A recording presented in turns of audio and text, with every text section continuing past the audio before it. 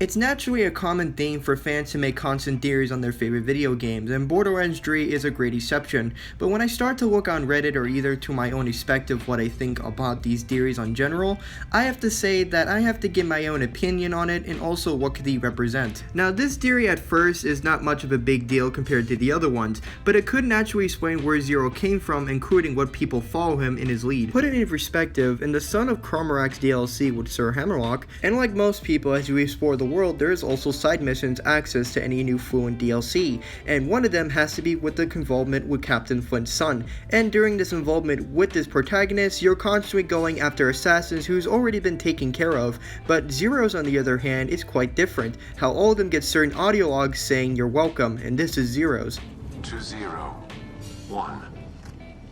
Oh, that's irritatingly cryptic. Now Zero on the other hand, during that conflict of what he said in that performance, it kinda goes on the effect of thinking, who is one? So the first theory on this effect, I have to go on the feature of thinking, what if Zero lost his memory after the train crashed? That could be a more formality, how he is a bit new to everything around him and learning his skills a bit newer. That explains the RPG mechanic, obviously. So that could explain why he can't even remember who one is. Now the other quite an interesting theory is the fact that Zero might be accessed as a robot format. That could be rather interesting how one could also be a robot, but they have managed to work together throughout these many years, or in fact one could be the manufacturer who made Zero in the first place. What supports this theory is the fact that Zero only has 3 fingers instead of 5, and plus most of Zero's skins has the development of robot details, so that could make a lot of sense. Now that we gotten that out of the way, we'll start the theory with Myra the Siren, what involves her sidekick next to her in the Borderlands 3 trailer. Now it goes on to detail that that's obviously her apprentice or either daughter, but you start to think, even if that is her daughter, who is the father of that child? And now this theory comes into play that the father has to be Axton from Borderlands 2.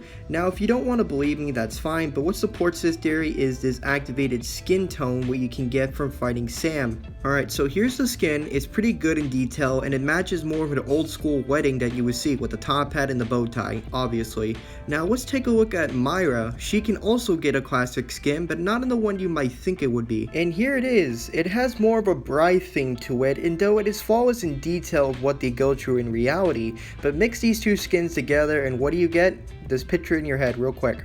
And here you go. Yep. That could make a lot of sense. Now quite obviously the developers put this in for one or two reasons, either hinting at the fact that they might be a couple in Borderlands 3, or it's just a nice little feature that they'll just have fun with this type of skin. That just could be it, and honestly I did like that little effect they had inside of the game. But quite obviously if you take a look at the little girl next to Maya, you can probably see they have the same facial features and of course the bright blue long hair, so that has to save it by a landslide. Now the world's biggest theory throughout the Borderlands franchise and the community is regarding to know if Krieg is the father of Tiny Tina, and I have somewhat evidence to prove no, that he isn't, but I do have proof saying that he did help her in some way. And when it comes to Krieg on his own, he's a quite mysterious character like Zero. There's nothing new about him, we don't know anything about his backstory, but only with the tone of the inner voice saying that if he ever hurts the innocent, he shall kill them both.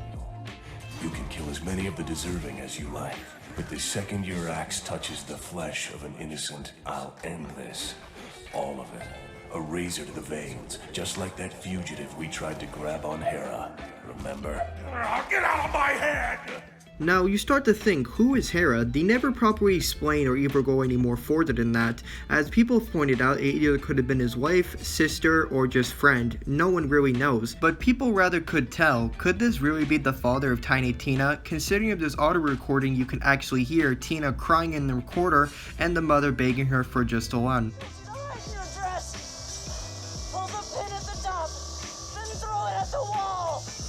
Mommy, just run! Tina! Run! Now here's what I come into play by saying this. Now, during the text of the experiment, it could rather infect the gender of that person. So meaning that Tina's father turned into a woman and Tina's mother turned into a man. So thinking that Krieg managed to turn into a man, there's no, what? So I'm starting to think right here, what if Tiny Tina and Krieg did meet but not actually related in a tone? As it turns out, what if she did throw it out the wall and it hit the main circuitry? Bearing in mind mind that Krieg's old gang sold into Hyperion to be experimented on just like Tiny Tina's parents, so keep that in mind, it's very important. So what if Krieg managed to see Tiny Tina during the prison break, and with his apparition of skills with melee, he decided to help her to escape, but as she left, Krieg was left behind. But as it turns out, you could start to hear the inner voice say this monologue. It is quite rare to hear, but it is something in the main game. Where is she? Is she still alive? Did she get away?